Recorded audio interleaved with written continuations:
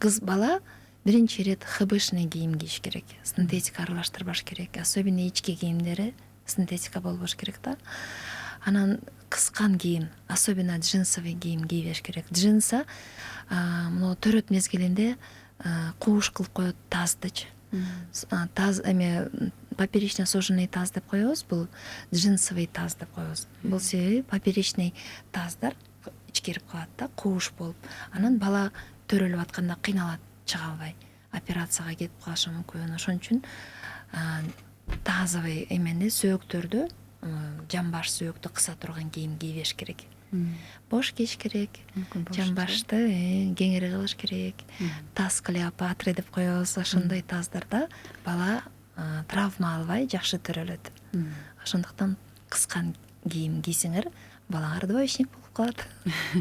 Жаш кыздарга айтып коеюн. Ошондуктан кеңири кийиниш керек.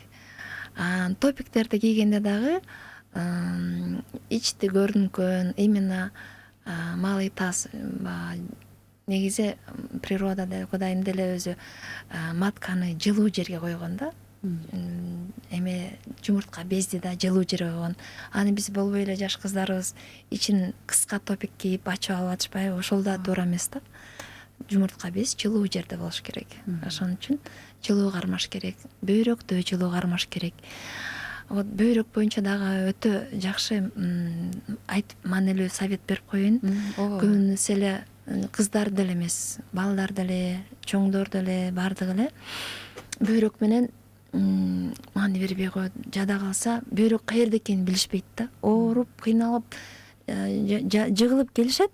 Бөйрөгөн келсем, бөйрөк каерде экенин билишпейт. Эмне үчүн?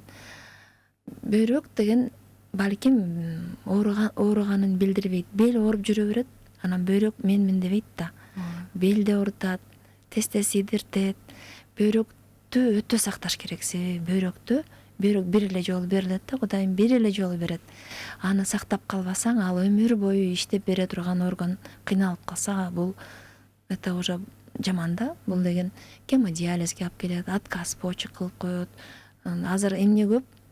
Ищу почки деген көп, бөйрөк пересадка почек аябай көп.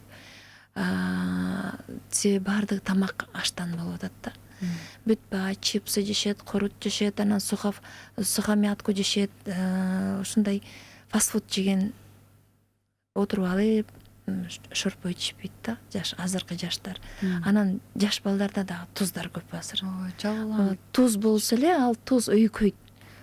Жанында турган чашылган системаны өйкөсө эле ал пиелонефрит боло берет. Хронический пиелонефрит боло берсе, бүттү.